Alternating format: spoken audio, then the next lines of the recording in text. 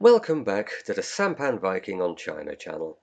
And today I'm going to be taking a review of the latest events from Ukraine and discuss it under the general heading of manoeuvres, because I think this is the critical, key, defining factor of what we have been looking at so far.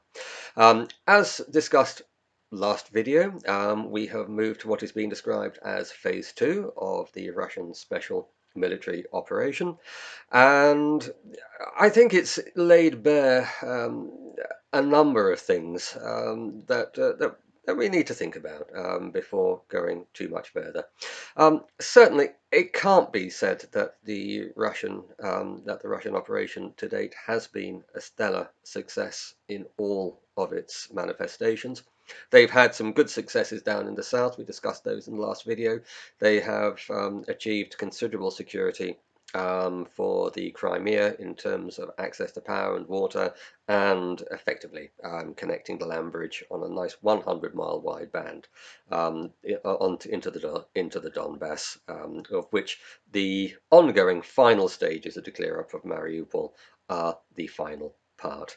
But other parts have been less than stellar, and there's no getting away from that. The operations in the north of the country have been, well, I have to say, are rather poorly thought out, I think, before executed, and this is surprising, given the level of detail which certainly Mr. Putin is well known for giving to a situation. Something somewhere went wrong, and it's worth spending a little bit of time thinking about what it might well have been.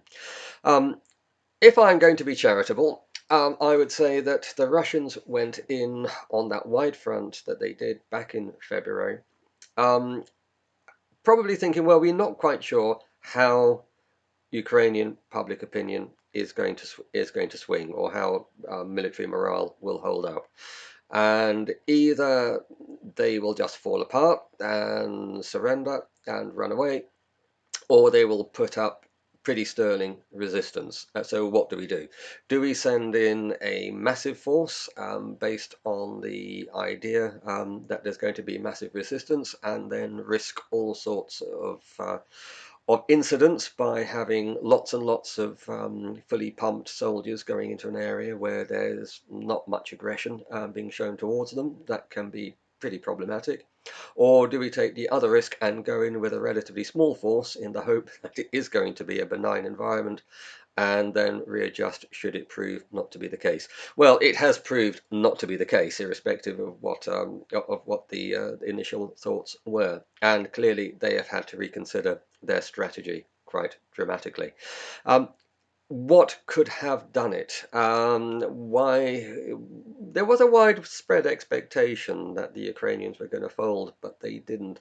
And in which case, the only obvious answer to that question is that this is down to Mr. Zelensky really building up the expectations of the Ukrainian people of immediate and substantial Western intervention on their behalf, that they put in an effort that they otherwise would not have done. But I see this as compounding. It's an unfortunate thing to have done, because it's very unlikely that that intervention is going to come. Very unlikely, to the point of pretty much certain it's not going to happen. And so if you put that on to the earlier strategic miscalculation of the Ukrainians to keep their forces in situ in the east of the country, you have a situation where troops that should have fallen back to the Dnieper and formed the defensive line there stayed in position, buoyed up by the thought that NATO battalions were going to stream up behind them and repeat effectively, unto the Russians what the Russians did unto them in 2015, in the hope that the US cavalry were indeed coming, when in fact there's very, very little chance, to the point of really no chance of that happening. So these guys have been pepped up, they've been kept in place, and now they are going to be seriously mauled, alone, because there isn't any help coming. So this, whilst it might look good, again, it comes down to Zelensky's obsession with media presentation. Yes, everything he does has an eye on the media. Yes, he is winning the propaganda war. And how could he lose it? He's got the West's mainstream media 100% unquestionably, uncritically on his side. Whatever he says, it is put out as if it was the the words of the second coming, and with obvious results. I'm sure he's getting borne along by his own hubris. Maybe he's a seasoned enough performer to realise it is only a performance. Who knows? Maybe. Um, but the fact that his main appearance yesterday was at the Grammy Awards. Oh, for goodness sake! Just says that this is show business. It's not serious politics, and this is a war, and you have to really think hard about what you're doing and why. Well, the Russians clearly have been thinking hard about what they're doing and why, and realizing that their initial assessments, their initial strategy were probably a mistake. They've taken steps to correct it, and the first part of this is the total withdrawal of the northern group of the encirclement of the special operation, those that were operating immediately to the west and immediately to the east bank of the Dnieper River up in the north. And they've simply up sticks and gone back over the border into Belarusia. Now, this itself is signs of an army that, is actually an effective, well-disciplined army. They have conducted at very high speed a strategic withdrawal over a distance of over nearly 100 miles. Well, that's quite good going for a size of that force there, 60,000. That's pretty good going. Um, I can understand why they did. They became blocked. They became blocked because they were facing large numbers of people in difficult terrain. It was making progress extremely difficult.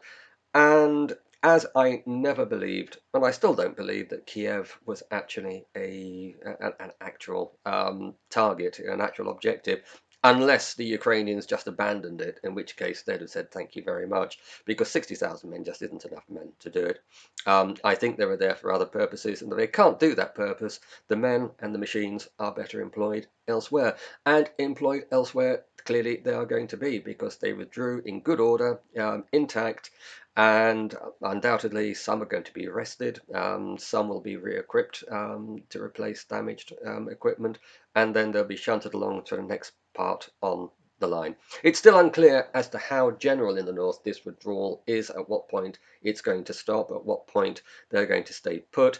Are they still going to try to concentrate then on some of the cities like Sumy and Kharkov in order to take these, or are they just purely going to concentrate in the southeast and finish off the Donbass? Because there's also signs of activity on the western end of the southern front, with the attacks on facilities in Odessa and a build-up of troops around the Kherson, looking towards Nicosia, not Nicosia.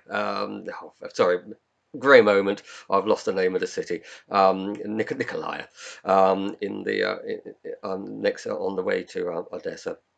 But again, that could be a feint, right? Simply a reinforcement to counter any attempted attacks by the Ukrainian army down there. They've tried some already. It didn't go very well. The Russian artillery has a fearsome reputation, deservedly earned, as guys coming out of Nikolaev found out to their cost when they tried to approach the city of Kherson last week.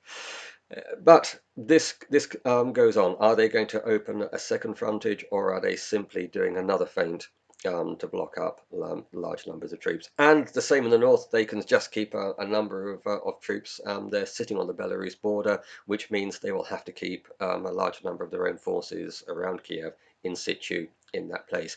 But it does prove one thing: the power of maneuver. And maneuver is something that the Russians have and the Ukrainians don't.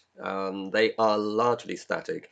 They are losing their heavy equipment. they're losing their fuel, they're losing their ammunition, and whilst they're still able to wage a fairly effective guerrilla partisan style war, their ability to conduct major battles out in the open is being seriously degraded, even for the large force of about 50,000 sitting down in the north of Donetsk region. So we will see. There are breakthroughs coming in, being discussed, I see today, in a number of areas in the Donetsk. So that is an offensive that's going to build and build and build. And it looks like a number of smaller encirclements rather than just one huge one. They're just going to take bite chunk after bite chunk after bite chunk, and then move on from there. What then happens? Well, the troops that build out of the north, they are able to move very, very fast and freely. And they can move through Belarus, they can move through Russia itself, they can recross the border at any point they wish. And I think that the Russians starting to employ such a strategy may very well be an important part of the ongoing strategy to keep the Ukrainians off balance.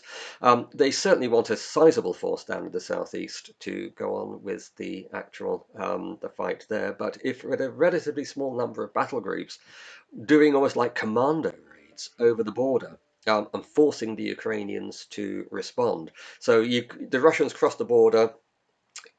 Maybe they engage a target, they engage a Ukrainian formation, they do it damage, or they find a barely defended town and they occupy it, and maybe they start to build another bridgehead there for spreading out, forcing the Ukrainians to respond. And when they respond, if it starts getting too much, they just pull back across the border. The Ukrainians say, well, what do we do? Do we stay here? And then the Russians come through somewhere else and they have to respond. So the Ukrainians never get the chance to, with their limited ability to maneuver, to get the men and materials that they need to the battlefront that they need. And that battlefront, of course, is the Donbass. And so they're kept permanently off guard. So even in the north, maybe the forces coming out of Kiev follow up the river to the border, only to find that the Russians come to their side in a flanking movement and try to pin them against the river, do all sorts of damage. If it gets too hot, they just run across the border, and they can do this anywhere. And this is the power of maneuver. And add into that, I think we're going to start seeing the Russian Air Force start to do a lot more, certainly the heavy Air Force, the bomber force, starting to come in and start to do a lot more damage to positions around the front. So my guess would be that probably the very northern part is going to become a much quieter zone for the time being. They're going to concentrate far more on those immediate targets around the Donbass and neighboring the Donbass. And if I had to put a guess as to the longer conduct of the war, I think I would say this. I think it's going to be a long conflict.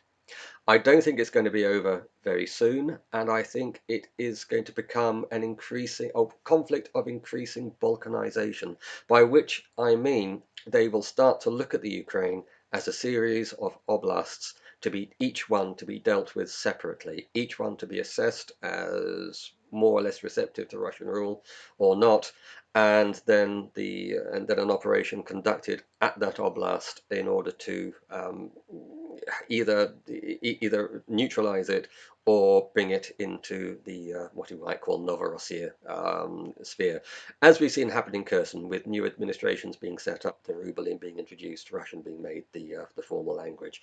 So if I can see that, obviously the areas adjacent to the Donbass will undoubtedly, and connecting into the Crimea, will undoubtedly form part of this, but they may very well look to spread that into the northern parts and the central areas as well. Plus, of course, at some point, Odessa is going to come into that. That is a very strong Russian area, and who knows what we're going to see there.